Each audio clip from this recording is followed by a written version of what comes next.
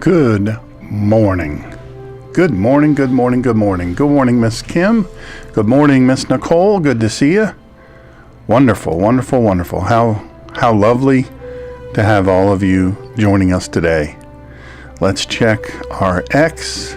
Okay, we're functioning optimally on X.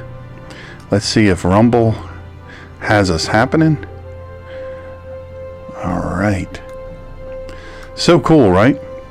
It's incredible. Yep, we're live on Rumble. We're live on Facebook. Seems like we're live on it all. Well, that's good.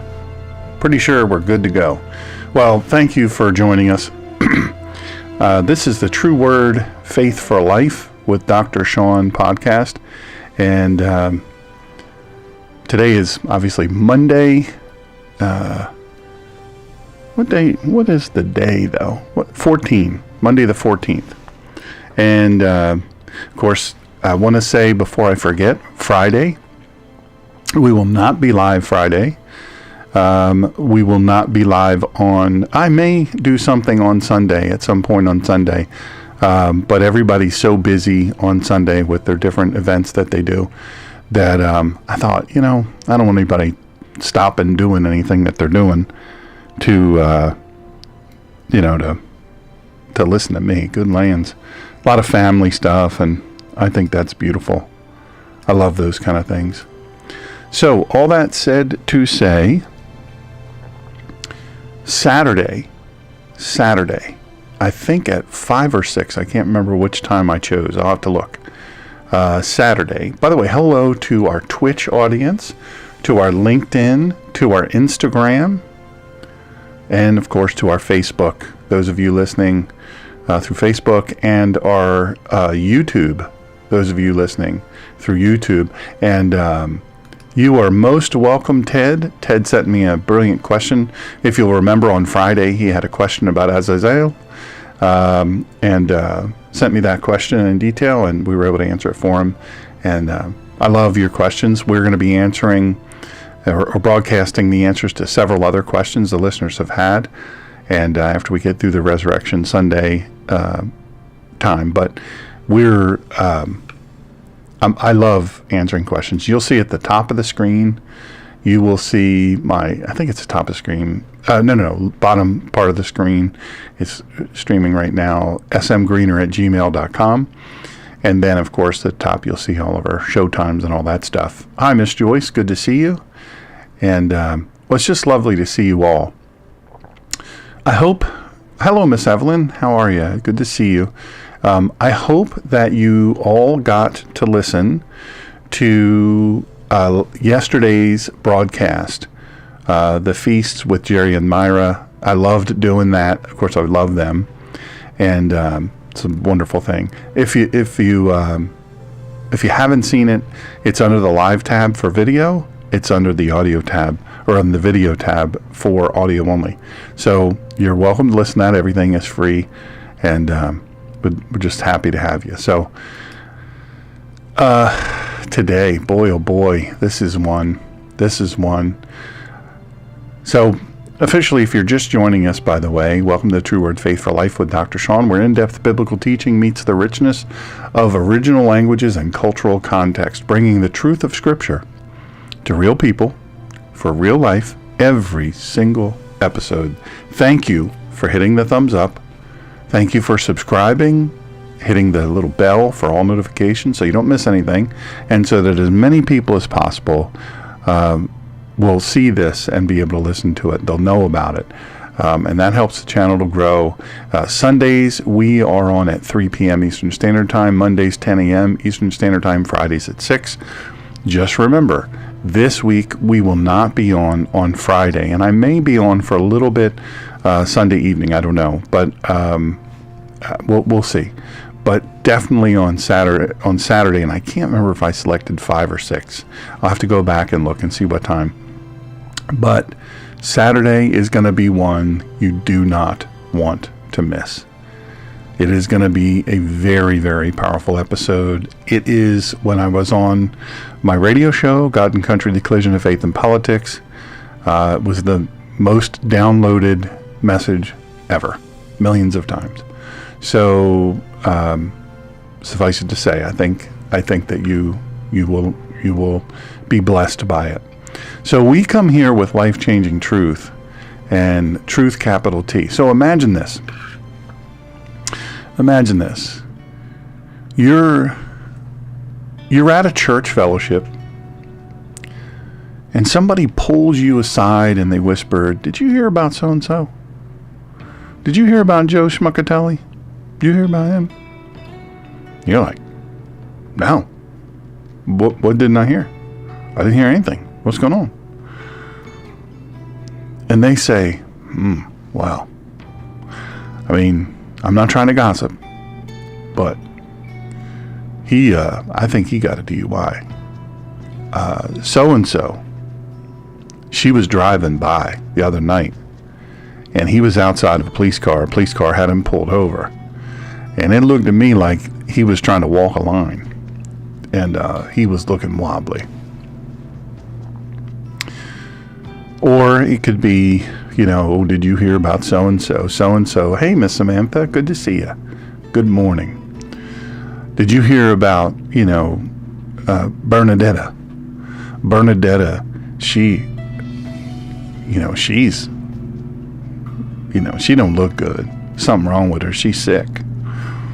Or did you hear about so-and-so, they got in an argument? I mean, they were going at it. Makes you wonder I think I know what was going on. Yeah, I mean, maybe, I don't know. Maybe you've never been in that situation. I have, and it's tough. It's a weird place to be. So the word sounds so innocent, but what follows isn't prayer. It's not encouragement. It's not even correction. It's gossip. And words,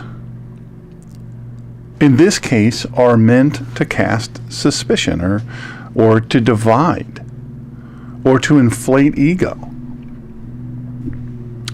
Very often the person who's saying, "Hey, did you hear about so-and-so?" That's trying to lift their ego. It's trying to make them into something they're not, or elevate them while they push someone else down. Today we tackle something. I use the term deadly because it'll destroy. It'll absolutely destroy. It's something deadly that often wears a disguise of just harmless chatter, gossip and rumors among believers. And listen, I know of somebody I've known most of my life. And that person, all the people in that person's, sorry if I'm too loud. I don't know why that's turned up so loud. There we go. That person makes a joke out of it, and everybody around that person makes a joke of how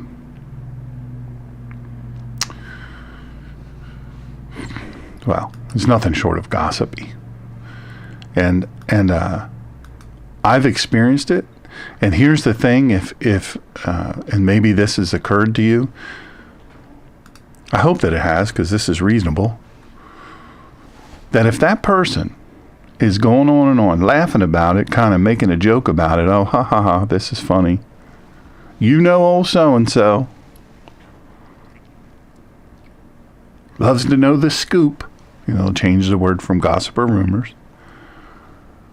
We'll change the word from any of those things to make it something more benign.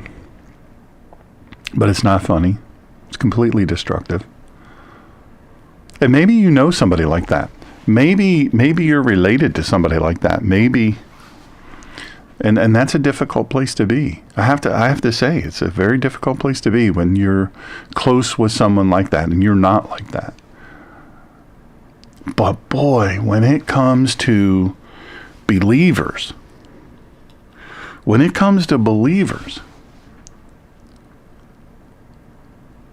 it's destructive. It's deadly. So that's what we're going to be talking about today. What does the Bible say about it? What does Yeshua say about it?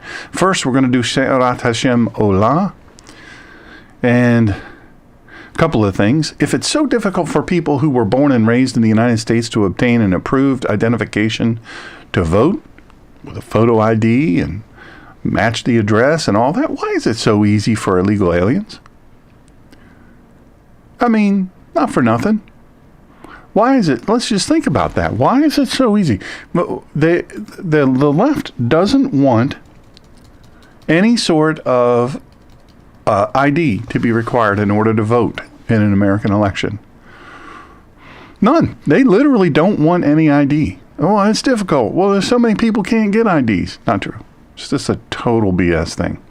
A lot of people can't get to the polls. They can't get to get an ID. Well, then how are they going to come to the polls? Well, that's why we mail out ballots. No. So there's one. And then I hear a lot of stuff about Easter and Ishtar. Easter and Ishtar. One of my professors at the Israel Bible Institute, Dr. Eli, and I've talked about his books. I have a couple of them right over there. Very, very excellent professor, and really, really good, and always smiling. Man always has a smile on his face, always answers every question, and it's lovely to be.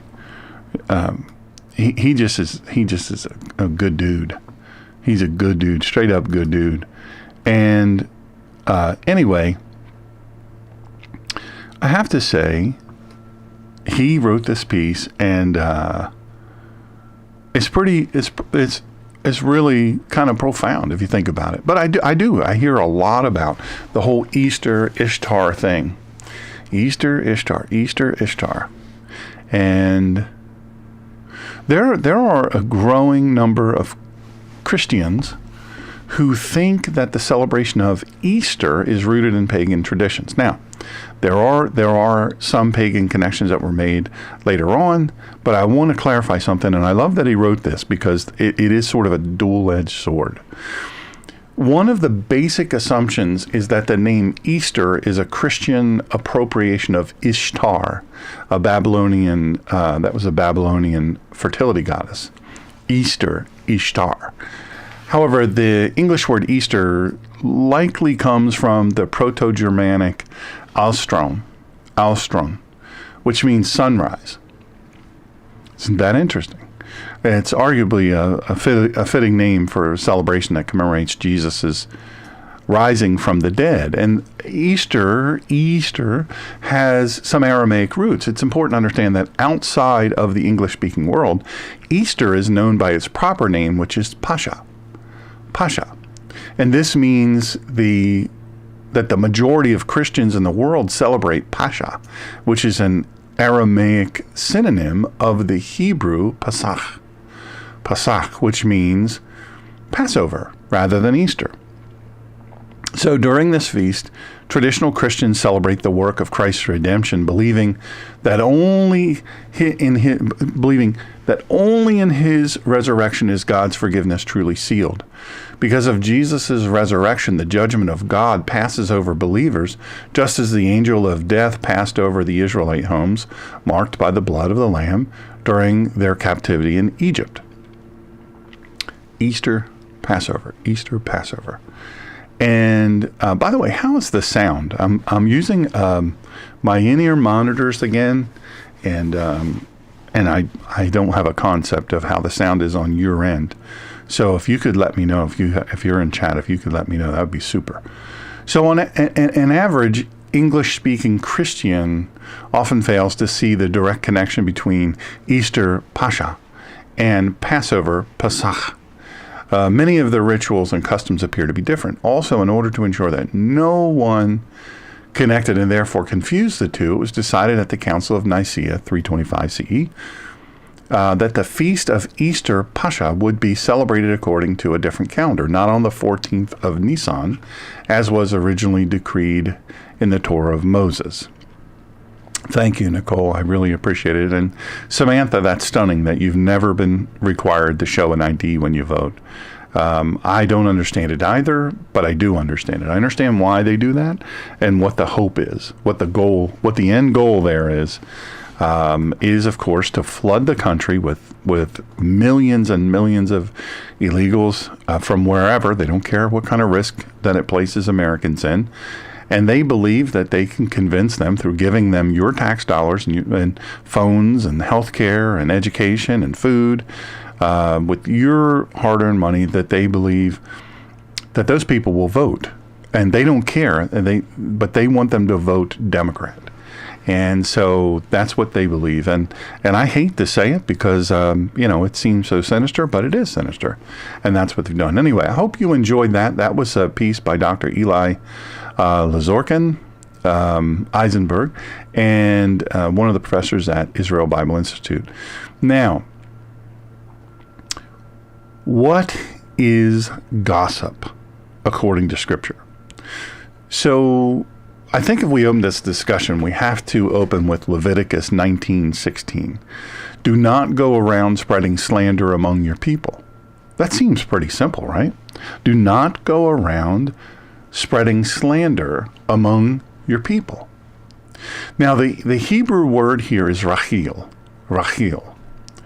and this means a talebearer, someone who traffics in information for personal gain or self-importance. Now, this person I was telling you about before that everybody jokes about, this elevates that person when they spread rumors, or they're like, have you heard anything about this, about that? And then they'll quickly spread it, whether they know it's true or not. And much of it is very destructive. And maybe you've known people like that. By the way, my book is available at it's True Word Faith for Life at lulu.com, LULU.com. Search Dr. Shawn, SHAWN, Michael, normal spelling, Greener, as in the grass is always greener. And you will find it, the hardback there, and be happy for you to have it. It's everywhere else books are sold, but you buy from there, and more money goes to the ministry and sustaining this ministry than it would if you bought it the other place. Any of the other places, we get $1 or less per book. It costs us over $20 per book to make it, or costs over $20. So the Hebrew word here is rakil, talebearer. Someone who traffics in information. I chose that word intentionally, human trafficking, drug trafficking, all of these things, sex trafficking, and for information for personal gain or self-importance. I think we have to ask ourselves what the motivation of someone to do things like that. Why? Why do you want to do that? Why would you want to do that? And Miss Evelyn, I'm doing well. I'm glad to hear that you're blessed and highly favored. I am doing well. I'm thankful to be here. Really glad to be here. And I'm glad all of you are here as well. So in the ancient Near Eastern Hebrew culture, and remember, that's what we're dealing with here. We're not dealing with postmodern Western evangelical culture. We're dealing with ancient Near Eastern Hebrew culture. And a community in this space was built on shalom, which is peace, trust, covenant relationships. Gossip destroyed that fabric. It wasn't just idle talk. It was very often seen as, in fact, I would say mostly seen as spiritual sabotage.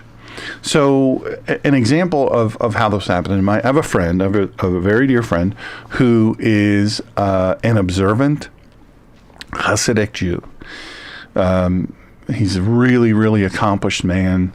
He is a rabbi. He is a really brilliant man, MIT and Harvard educated. I was just talking to a dear friend of mine today about someone else that is MIT, Princeton, and I can't remember what the other university is, educated. So brilliant person. I mean, MIT is, if you're in STEM, science, technology, I can't remember, and mathematics, engineering and mathematics, STEM, then you're a pretty smart person. And so all that said to say this, that I was having a conversation with him, and my buddy that's a Hasidic Jew, very observant Hasidic Jew, lives in Brooklyn, the Williamsburg section, and he has he has a very strong place of prominence there. And he said that gossip is no doubt a huge thing there. It's really problematic. And what they do to squelch it is they address it as a community immediately. So when a person kind of, what's the word I'm looking for? When they surface as, or they present themselves as a person who does those sort of things, they immediately, the leaders of the community immediately go to this person and say, hey, you got to stop with the gossiping. You got to stop with the rumors. We don't work our community here that way. We live in shalom. We create a safe place here. They have their own law enforcement there. I mean, obviously, the NYPD has a police department there too, a presence there, but they generally don't even have to become involved because their kind of police there, they police themselves. The community makes sure there's no trouble there. No trouble from the inside and no trouble from the outside. It's a really, really well-protected community. So, and that's all done for shalom, peace, trust, and covenant relationships. And gossip just utterly destroys that. You might think, well, wouldn't someone coming in, some crazy person with a gun or knife, a sword, car, driving crazy, wouldn't that be what it was? No. They see the greatest risk to them as rumors and gossip. So that's kind of what I want you to, in your mind, to picture that. And I was going to see if he could come on today, but he couldn't come on today. To explain that, to lay it out how that is. Gossip, rumors, it's not just idle talk. It's not just idle talk. And it's not just secular. So let's say the topic is secular. Let's say they're rumoring or gossiping about something that's completely and totally secular, not biblical, not religious, none of those things. It's just secular. It still is spiritual sabotage. It's still spiritual sabotage. You've heard me talk about him many, many times. Dr. Skip Moen prefers to be called Skip. Oxford educated, Oxford PhD, amazing. Guy changed my life with his teaching and really deepened and widened my faith, refined it like you can't believe. He was one of my professors at Masters, which, speaking of Masters, I cannot. It's mdivs.edu, mdivs.edu. If you're a person seeking to deepen your biblical knowledge, your faith, if you're a person, now look, I said the other day, if you're wanting to become a pastor, you're wanting to, who knows what your goals are professionally as far as in the faith community. If you're a Sunday school teacher, if you're a small group leader, they even have certificate programs. They have all kinds of degree programs, obviously, but even if you're a certificate person and you want to just learn about something in particular, I cannot more heartily recommend Masters. And it's very easy. I'm the Mid-Atlantic representative for them. It's not a paid position. This is not a paid commercial. They know I'm speaking of them because how they profoundly impacted my life is just amazing. But I said the other day, you have to be an independent person. You have to be a disciplined person or capable of doing that. Maybe that's not your full nature. It's not an issue of, I don't have the time. You have to be a person who makes the time every day, right? You have to be a person that makes the time every day, because If you don't, it won't happen. It just won't happen. So you have to go into it understanding that this is what it is. It's very inexpensive by comparison, but I will tell you, the impact on me in my life has been profound, and even the impact on Miss Colleen and my son's life. It had a great impact on them through them. Some of the greatest people I've ever known. I love them dearly, and so mdivs.edu if you're ever curious about something like that. So Dr. Moen, that's where I met him.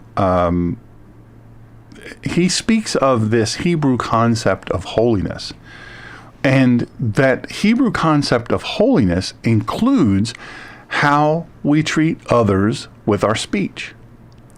That may sound to you to be just insane, but I'm going to tell you it's absolutely true. How do you treat others with your speech? God places this prohibition on slander right within the holiness code. He considers it an issue of covenant faithfulness.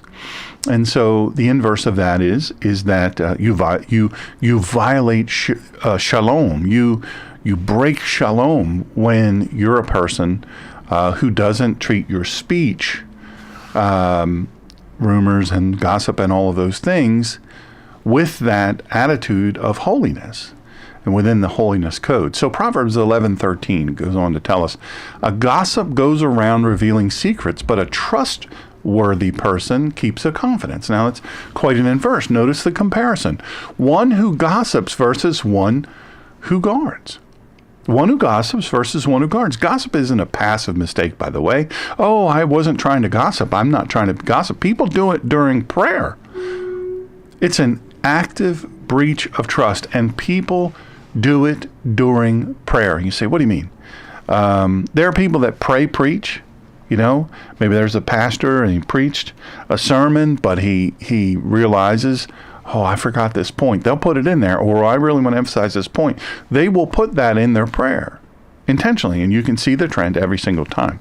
Once in a while, it's I don't think it's that at all, but and that's not gossiping. That's just reemphasizing. But it's using prayer a little different than what it's intended to do. It's communication between you and God, not to God.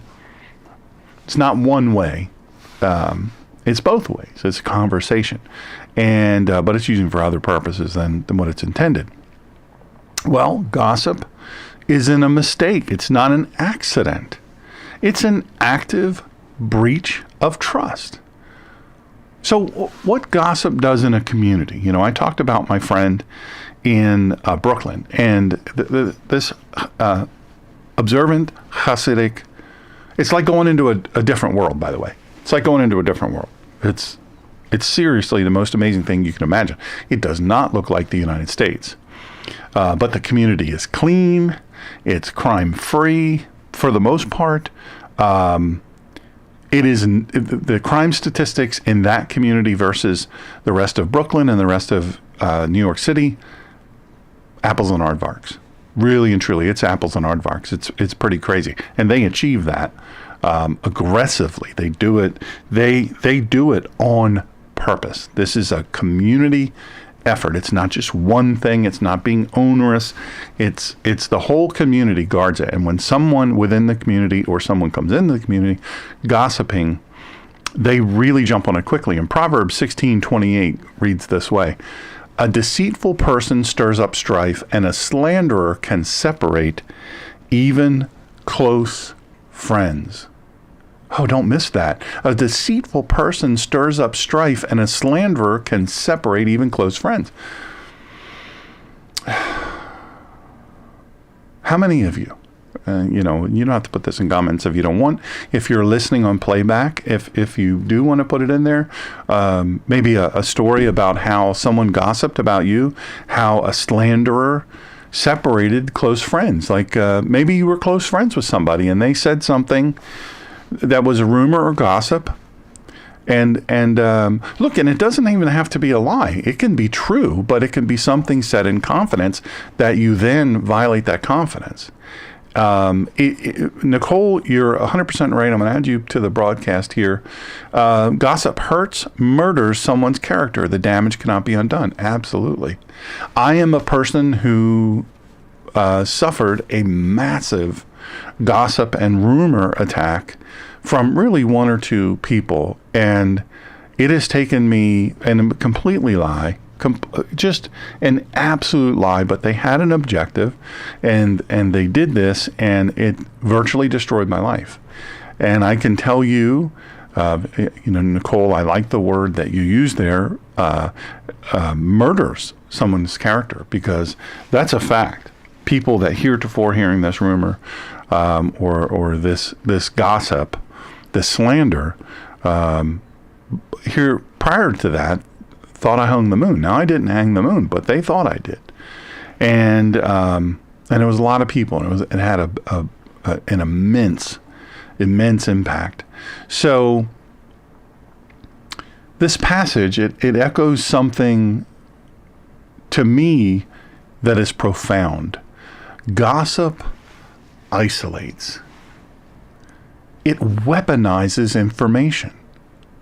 It fractures unity, and unity is, I got to tell you, it's one of the things God values most among his people. But it fractures unity. It fractures it. It weaponizes information. It isolates people. And in Hebrew culture, community was life. I say it all the time. Why do I try to teach this way? Why do I try to teach these things? Far less popular. If I look, there's lots of things, lots of topics that I could teach on. I could teach on eschatology. I could teach on, what does this event mean? The numerology of the Bible, the Hebrew, the code of Hebrew, the Hebrew language, all of these things. I could come up with all kinds of things. Or I could sit here and talk about modern events, current events all day long. I could do a true crime podcast. And I bet I'd have hundreds of thousands of subscribers and followers. And it would be easy to monetize. It would be profitable to me. But that's not what God has called me to do. And so in that, part of that is to teach about the Hebrew language, the ancient Near Eastern Hebrew language, the ancient Near Eastern Hebrew culture, and the context within Scripture, what each thing means. I would encourage you to go back to yesterday's show where Jerry and Myra, we were conversing about, reading other people's mail. In the New Testament, you read other people's mail. We're reading a response to a letter that we probably are not privy to. Most of the cases in the New Testament, we don't know what the letter was that prompted that New Testament writer to respond to, especially in the case of Paul. We don't know what he was responding to. Some of the cases I've dug and I've learned what that is, but my point is we're reading other people's mail. We don't know the context of it. It's so critical to understand the context of it, and I mean that with, I will tell you, I cannot more. Well, Tima, you're very, very kind. You're very, very kind. That is so lovely for you to say. What a lovely comment, and what a lovely compliment. I take that with absolute honor. So the reason why I try to teach those things is because somebody asked me the other day. They said, well, they were picking at me because they were saying that I was trying to be a Jew. And I couldn't decide whether I wanted to be a Jew or be a Catholic or be a this or be that. My goodness. When I do my teaching on Islam, I don't know what they're going to say. I think they're going to lose their mind. But the point is that they were saying to me about, why are you always droning on? We don't live in ancient Near Eastern Hebrew culture. We don't speak ancient Near Eastern Hebrew and Aramaic. That, you keep droning on about this. And I don't understand. It doesn't make sense. And I said, that's okay that you don't understand, because at some point, maybe if you listen long enough with an open enough heart, you will see that I'm trying to teach you the underpinnings of the culture and the underpinnings of what was happening then, so that you can have the context to accurately, and I think this is very, very important, so that you can accurately be able to understand what was being said, why it was being said, what it meant to them, and what it means to us. And so in Hebrew culture, and this is, again, I beat this into every message. Hebrew culture, community was life. In Hebrew culture, people get mad at Jews because they say, oh, they keep the money in the Jewish community. They keep all their money in the community. They don't ever go outside. Well, they do if they have to go outside the community for a product or a service, they'll do that. But the fact is they're intentional about this. They do everything within the community because that helps to create wealth within the community. They're sharing wealth within the community, and I cannot tell you how beautiful a thing that is. It is a truly beautiful thing because that community grows and it lifts. Well, it's not just about wealth. It's about building shalom through safe dependence upon someone else for something, food, security, housing, employment, any of those things. So this is the community they live in. This is why Jewish children are so happy generally. The observant Jews or the the religious Jews.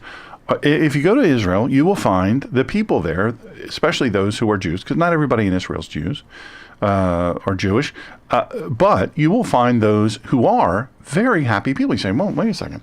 Didn't I just read about an attack October 7th and where all these people were murdered and kidnapped? And yes, you did. Didn't I read about thousands of rockets a day being shot by their enemies across their borders? And, they have to run into shelters within seconds or potentially die. Yes, you did. Yes, you did. A country the size of New Jersey. They just want to be left alone. Yes, the very same people. They are consistently found to be the happiest people, and their children are the happiest children in the world that exist in the world today. So culture and community, what they've created, is life. And to live outside that camp was to be in danger. Have to be. When you go outside here, and it's just like when you have a little child. That little child, you say, look, when they get to a certain age, you say, look, okay, you can, not if you have a pool, please, for the love of God, if you have a pool, I don't care what kind of fence you have around that pool, if you have a swimming pool, please never leave your children unattended anywhere they can access that pool. You say, well, I have a fence and I have a gate. Doesn't matter. Please don't do that. I'm begging you. But generally, backyard, you can let your kid. Now, I roamed. It was different in my time. I'm going to be 60. If I make it to September, I'll be 60 years old. In my time, when I was, 6 or 7 years old, we were out in the woods. I mean, we had a 47 or 50 acre field around us. It was cornfield, soybean, whatever it was. We had alfalfa sometimes in there. We didn't farm it. Another person farmed it. We didn't own it. But Mr. Hill would farm it. And then there was a big woods around us that went down to like a swamp, like a bog. And then that would feed into Love Creek. And, and I'm talking little. I'm a little dude. And that's how it was in our family. And sometimes you'd be gone in the morning. You didn't have cell phones. You didn't have any of that stuff.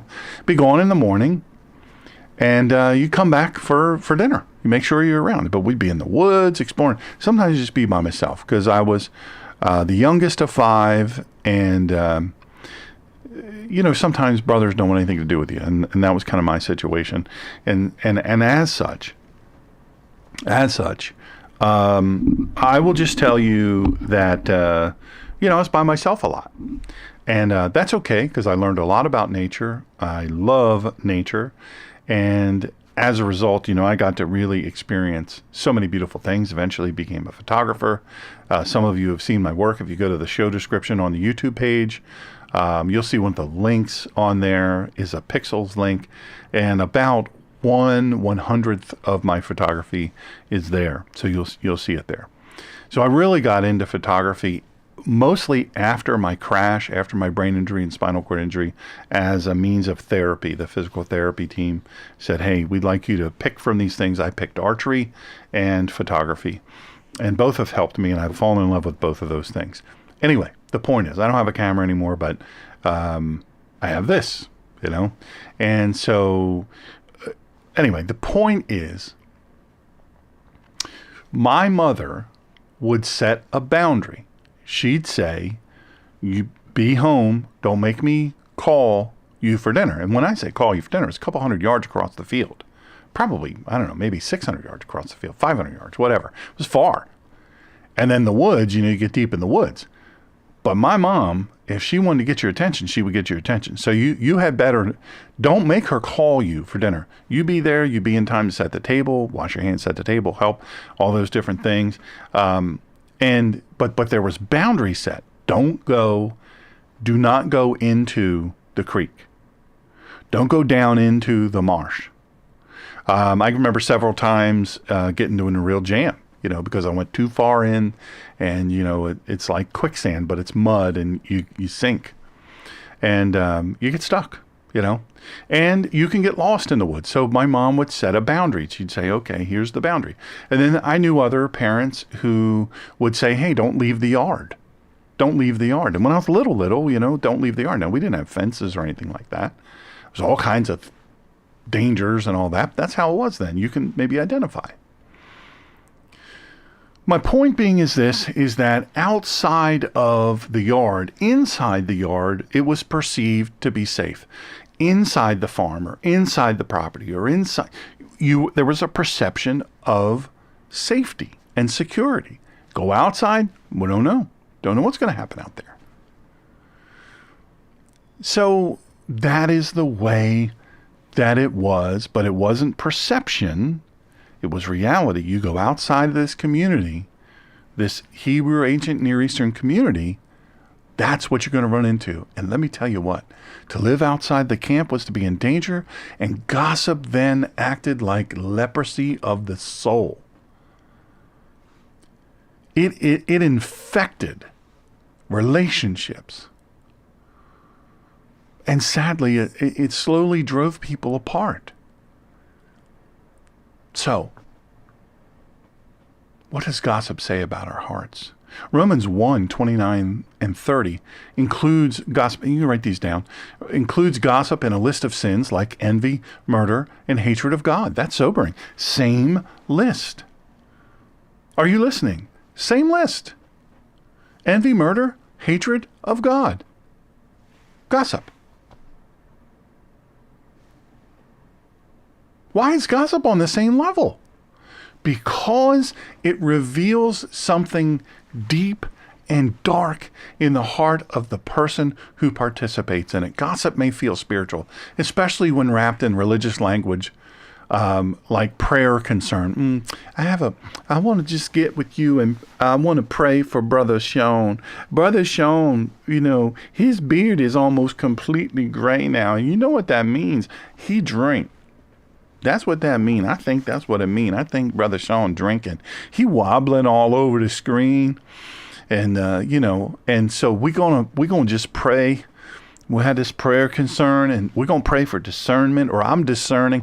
Boy, when somebody tells me God gave me the gift of discernment, I know immediately God did not give you the gift of discernment. First of all, that same person, in my experience, has many times been wrong. And if you have the gift of discernment, you're not wrong ever. Just like if someone tells me, well, I'm a prophet, I have the gift of prophecy. Well, if you're ever wrong one time, you are not a prophet. That's not me, that's Scripture. If you're ever wrong in any of your prophesying, you are not a prophet.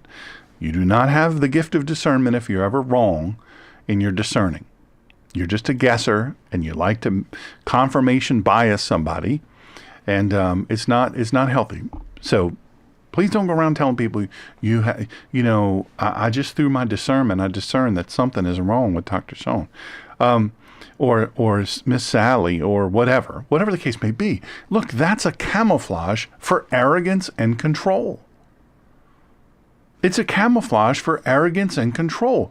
And look, I'm going to say this: Shaul, or Paul, the Apostle Paul, continues in 2 Corinthians 12:20 to warn, and you write this down, that gossip and slander are symptoms of a church in disorder. So if you attend a church, or you, whatever, if this is your church, or if the True Word Faith for Life with Dr. Shawn, look, I'm not perfect. If you know me, many of you know me. Kim has known me among this group here listening, I think, the longest since we were in middle school.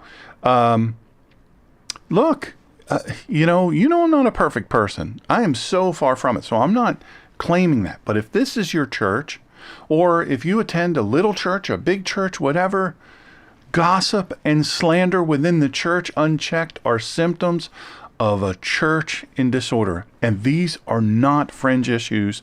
Otherwise, God would not have put them with a list with envy and murder. He would not have put it in that. Envy, murder, hatred of God, it would not be in that list. And it's deadly to the church, the body of believers. Cancers to the body. Listen, the tongue is a tool of the enemy if it's used as such. James 3, if you're writing these down, 3, 5, and 6 paints a chilling picture here. See how a little fire sets a whole forest ablaze. Yes, the tongue is a fire, a world of wickedness. Now, I liken that to, we're in a burning ban right now. It's very, very dry here in this part of North Carolina, and in parts of South Carolina. And right out on Route 17, Highway 17, there are construction crews who, of course, they cut all the trees down, and they take the stumps and all the wood they can't sell, and they push it into a big pile, and they set it on fire. We're in the middle of a burning ban, and there is an enormous mound, 20-foot high mound that is on fire, and smoke is everywhere. Fire is 20, 30 feet high. And if you talk to those people, say, hey, you understand there's a burning ban, right? There's houses all around. There's forest all around. There's a burning ban for a reason. It's super low humidity. Well, this isn't going to get over there. It only takes a little tiny ember. Fire causes an updraft. And that ember could go a mile away and set a whole community on fire and destroy them. The Apostle Paul talks about, or no, it wasn't Apostle Paul, but in the book of James 3, 5, and 6, this is the chilling picture. See how a little fire sets a whole forest ablaze. Yes, the tongue is a fire. A world of wickedness. Watch what you do with your tongue. James was raised in an Hebraic culture where words weren't cheap. You've heard the saying, talk is cheap. I don't know if have you ever heard that? Talk is cheap. Somebody says, I'm gonna, and they never do it. Talk is cheap. Well, hey, could you help me out? You tell your kids, could you help me out and take the trash out? Could you help me out and mow the lawn? Could you help me out and bring your laundry to the laundry room? Could you help me out and clean up the mess you made in the living room? I'm gonna. And they never do it. They never do it. They just keep making messes. Talk is cheap. In the Hebraic culture, especially in the ancient Near East, Folks, words weren't cheap. They were everything. Words were seen as a creative power. After all, God spoke the universe into existence. It's very clear, he tells us, that he spoke it into existence. Words have power, and to misuse speech in the Hebraic community was to play God in reverse, destroying what God had made. James 1:26. If someone thinks he is religious, don't get that twisted, it means a different thing here. If someone thinks he is religious yet doesn't bridle his tongue, but instead deceives his own heart, his religion is worthless. Worthless. His religion is worthless. That's a heavy word. Worthless. Now, what Yeshua said about words that harm, folks, he was very clear. Yeshua was very clear. Yeshua didn't use the word gossip directly, but he addresses it unmistakably. He addresses it unmistakably. In Matthew, or Mattatyahu 12:34 and 37, he says this. For the mouth speaks what overflows from the heart. The good person brings forth good things from his store of good, and the evil person brings forth evil things from his store of evil. Moreover, I tell you this, on the day of judgment, people will have to give account for every careless word they have spoken. For by your own words you will be acquitted, and by your own words you will be condemned. The word of the Lord. Thanks be to God. Did you catch that? Did you catch that? On the day of judgment, people will have to give an account for every careless word they have spoken. Not me saying it. It's the words in red, blood red. Yeshua's words. He says, you're going to give an account on the day of judgment. You're going to give an account for every careless word you've spoken. And look, your words are either going to acquit you or they're going to condemn you. And in ancient Jewish teaching, words were never neutral. You couldn't just be in neutral when it came to your speech, to your words, to the things you expressed out loud. They either reflected righteousness or they reflected rebellion. I have to say, Yeshua's warning here is both spiritual and judicial.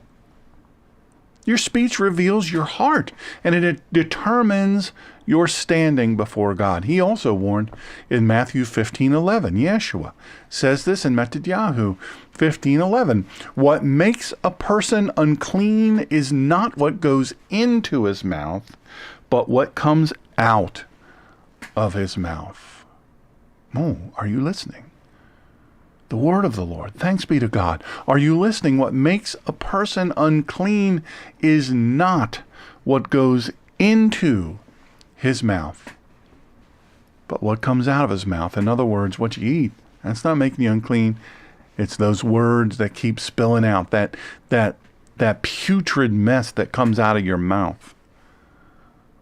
That gossip, that slander, that destroyer of communities. In other words, your speech reveals your defilement more than your diet. Yeshua's standard was clear. We will be judged not only for what we do, but for what we say. I just said talk is cheap. You know, and I've always said, trust and obey, for there's no other way to be happy in Jesus but to trust and obey. And I've also said that, listen, if you've got children who are not obedient, but they tell you all the time that they love you. I mean, if they're consistently disobedient and disrespectful, they don't ever do what you tell them to do. First of all, you've got a kid CEO situation there. You've allowed the children to be a CEO of your home instead of you and instead of God. But what you also have is a person you have to question, do they understand what love is? Because love is active. It's an action. It's not just a word. It's not just a word, it's doing. But here, Yeshua was saying we're not just going to be judged by what we do, but by what we say. Gossip, slander, divisive language, divisive talk flow from a heart not surrendered to the Spirit of God. So, what are we called to do instead? I have a challenge and a choice. So what is the way of the believer? Ephesians 4:29 offers the alternative here, and I love it. Let no harmful language come from your mouth, only good words that are helpful in meeting the need, words that will benefit those who hear them. Wow.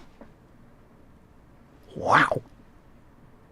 Ephesians 4:29, let no harmful language come from your mouth. Only good words that are helpful in meeting the need, words that will benefit those who hear them. Listen, there's a lady, Miss D. Those of you who have come to my podcast, I used to be on a podcast with Christopher Brock Ministries, started with Two Witnesses Live and then Christopher Brock. And so I was a guest on there. And so some of you may have found out about me from there. Thank you, by the way, for being faithful listeners here.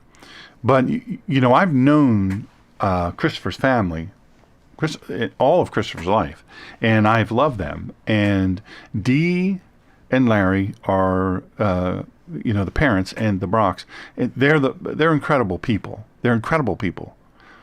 But Dee, I will tell you, I have never, in all of these decades that I've known Dee, I have never heard her say anything unkind about someone. I've never heard her gossip. I've never heard her slander someone. I have never, ever in my life, and I've been around her so many times, so much. I've been blessed and honored to be with the Brock family, and I can tell you I've never once heard any slander, never any gossip. She's literally the happiest person I know.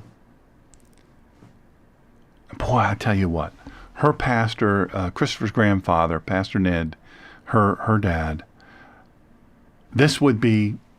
he lived by this. May God rest his soul. He has gone on to his reward. Let no harmful language come from your mouth, only good words that are helpful in meeting the need, words that will benefit those who hear them. You say, look, I got a tough life, man. It's hard for me to live in this way. I got to struggle every step of the way. And so, I'm going to tell the truth about people. I'm a this, I'm a that. This isn't about telling the truth about people. This is about lying about people. This is about gossiping about people. This is about sharing things that were shared with you in confidence that you have no business sharing.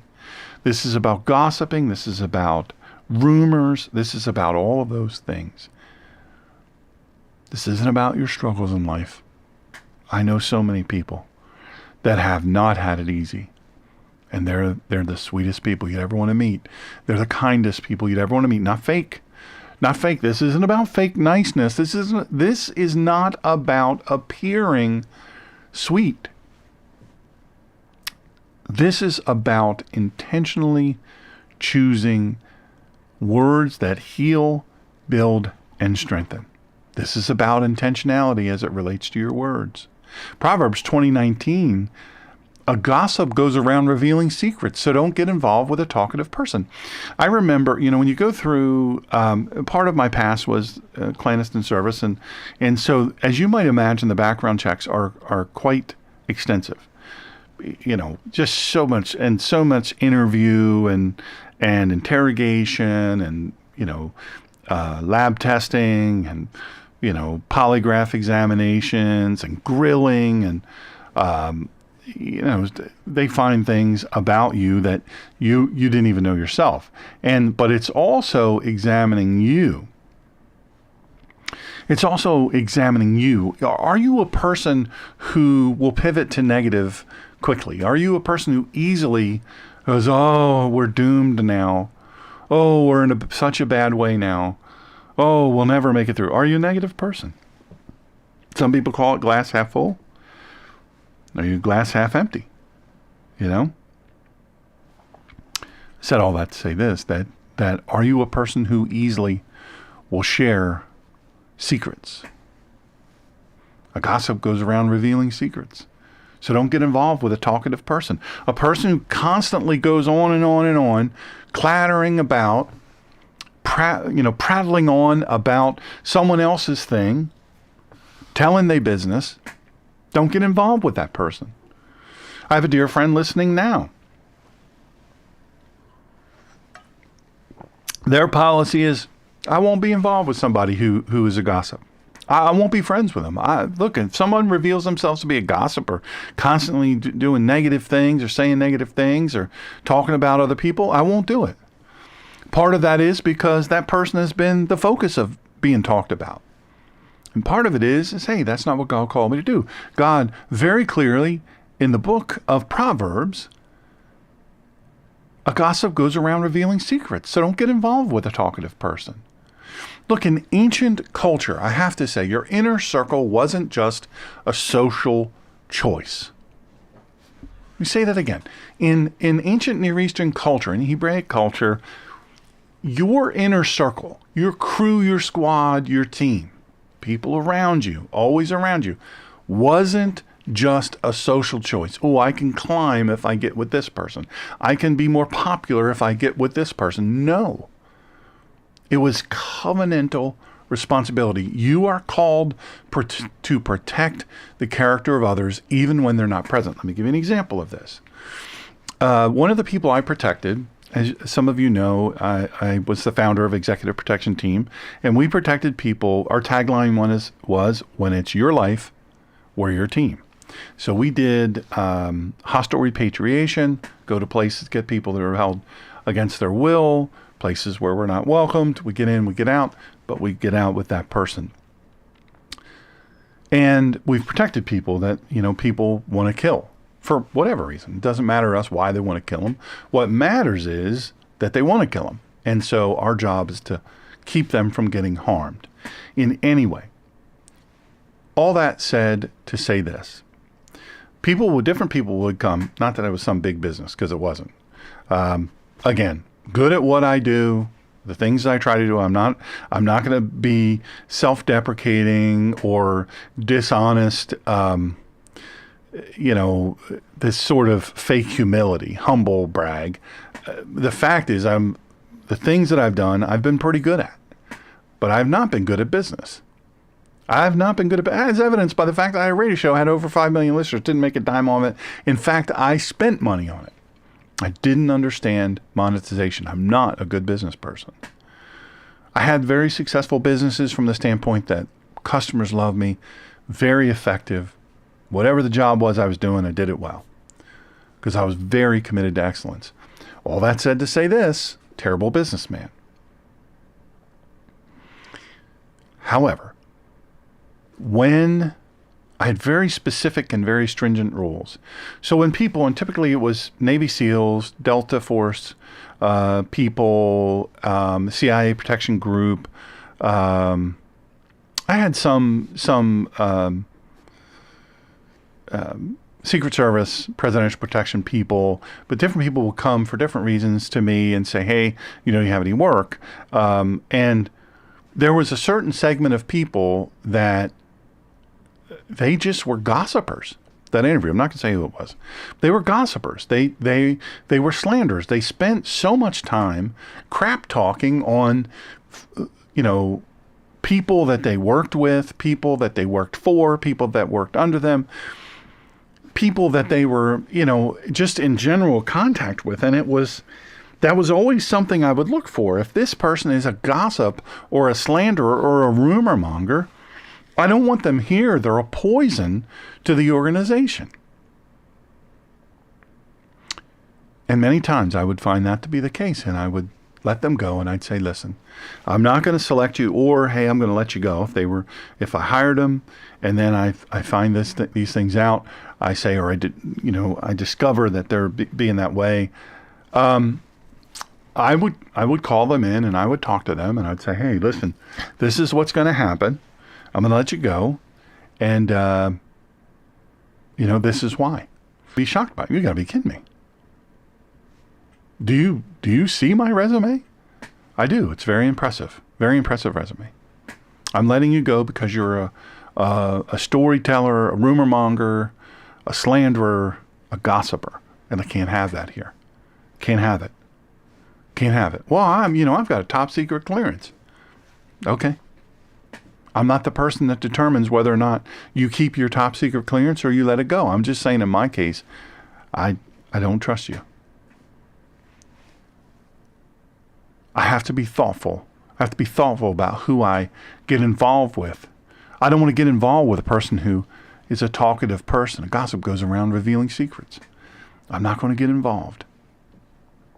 God bless, Ted. Have a good night's sleep, brother. Thank you for listening. Ted's all the way around the other side of the world. It's so nice of him to listen. What a blessing. So I would let those people go and they'd always be stunned. But your inner circle, these people who you trust with everything. And I have people like that. It's not just a social choice. It's a covenantal responsibility you have toward each other. You are called to protect the character of others even when they're not there, especially when they're not there. Look, Mattatyahu or Matthew 12:36 concludes the matter. On the day of judgment, people will have to give an account for every careless word they've spoken. Careless? Now I'm responsible for careless words? You've got to be kidding me. No, he wasn't kidding. Every word matters. Every word matters. You say, how do I not utter a careless word? How do I do that? How do I get to that place? Well, there's some practical questions you have to ask yourself before you speak. That old saying is think before you speak, right? Well, that doesn't come from nothing. You ask yourself before you speak. You ask yourself. People say there's this, I can't have silence. They tell me that in radio and broadcasting. Don't have any times of silence. Fill every second. And they think that about communication. But silence sometimes is very powerful because it gives you time to think. Is what I'm about to say completely true? Is it completely true? Is it necessary? Is it kind? Look, is it necessary? Do I need to say this? First of all, is it true? Is it completely true? But second of all, not for nothing, do I need to say this? I find myself having this conversation so often. By the way, share this. If you're being blessed by this, share this. Share it with your social media. Put a little comment in there. Share it with your social media. Give us a rating. If there's a rating system there, share. Do the rating. Share it with your friends. That's how it grows. Is it necessary? I ask myself all the time. Yeah, well, okay. Sometimes it'll be input. Somebody will be saying, talking about this or that. Maybe I have knowledge about that area, a subject matter expertise. And I ask myself, okay, I'm thinking about saying this because, it's helping them. Or maybe they're incorrect about something. Or maybe they would benefit from, I think they would benefit from some of my expertise. But is it necessary? It's unsolicited advice. Is it necessary? Is it necessary? Is it kind? Generally, you won't find me speaking unkind things because I was spoken to in an unkind way most of my childhood. And not for nothing, a lot of my adulthood. I figure it's so easy to be kind to people. It's so easy. Why would I not? I say this all the time to people who threaten me. Yes, I do still get threats. And because of my past and where I worked and how the different worlds that I worked in, there's still, people that will try to kill you. I've had people mail stuff to my home that they said was anthrax. I've had the environmental people and the police and the firemen at my house at 2:00 in the morning shutting down the street. We live it. We've lived it. It's just a weird life, a weird background. But sometimes people don't know about all that. And sometimes, even though they do, they will be keyboard commandos, and they will make threats, and they'll say things, and they'll, bluster up. And I frequently will say, ask yourself, would you say this if you were standing right next to me right now? Not just because of my size, my background, my expertise, but would you even say it? Would you even say it? Simple question. Would I say this if the person were standing right next to me? And then ask yourself, is it meant to edify or elevate myself, or is it meant to lift them up? Dr. Michael Heiser, Dr. Cheryl Durham, I'd love to have her on the show sometime. I have to ask her if she wants to be on the show ever. She's brilliant woman, brilliant, amazing person. Very pragmatic, very direct, which I love. But she's also a very kind and generous person, but she's very direct. And so I have to say, she turned me on to Dr. Michael Heiser. I'd heard of him. I'd read his stuff before, but this one particular, anyway, that's a whole different story. He taught that the unseen realm reacts to what we speak. I found that quite profound. Dr. Heiser taught that the unseen realm reacts to what we say here. In the natural, in the this usness, this here-ness, this now-ness, this reality of us. That he teaches, Dr. Heiser teaches, that the unseen realm, or he taught that the unseen realm reacts to what we speak. Our words either align with God's kingdom or the enemy's schemes. It's that simple. Our words either align with God's kingdom or the enemy's schemes. Now, here's a challenge and here's a choice. Gossip and rumors are more than social problems. They are. You hear these gangs, there's nothing more stupid than gangs. I just think it's just so dumb. And the gang mentality, but they're my family, and they're my brothers, they're my sister, all of this. Nobody talks bad about me, whatever. Well, they get in fights all the time because the gossip going back and forth, the slander. You won't disrespect me. And then they want to kill each other. It's stupid. It's just dumb. It's dumb. Build a life. Build a real life. It's possible. Believe me, no matter where you're from. If I can do it, being who I am and where I came from, you can do it. Anybody can. Gossip and rumors are more than social problems. They are spiritual violations. They grieve God. They damage souls and they dismantle communities.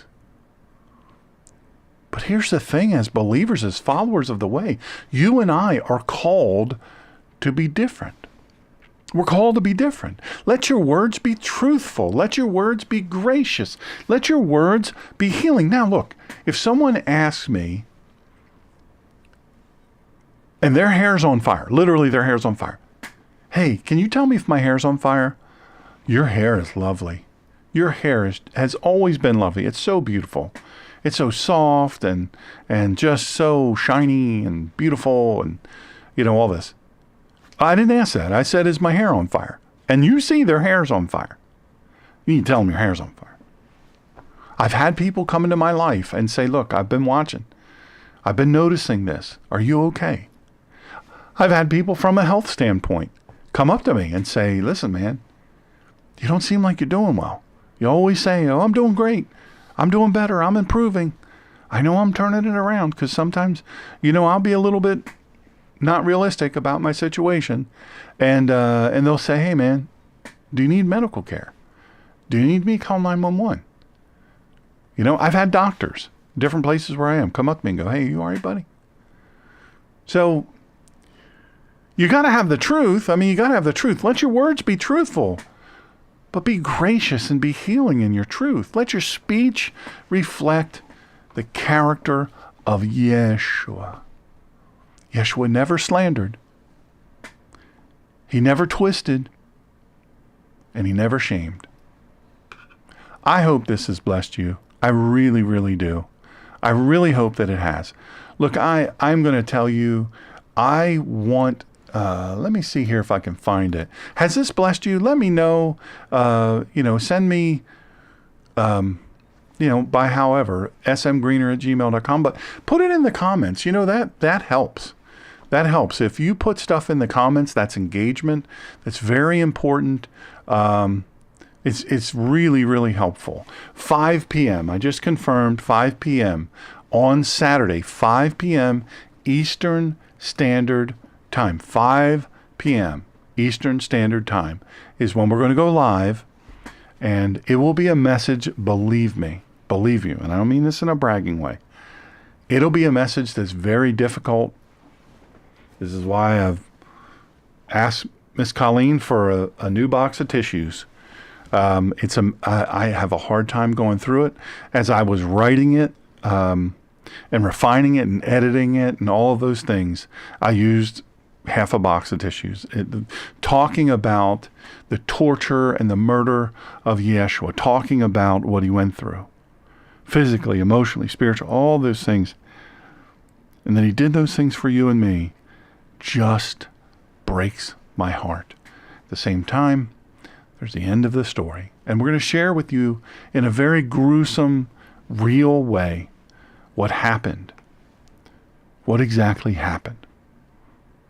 Anyway, I so look forward to you joining us on Saturday. And I hope that you can. I hope I've selected a good time. Saturday at 5 p.m. Eastern Standard Time.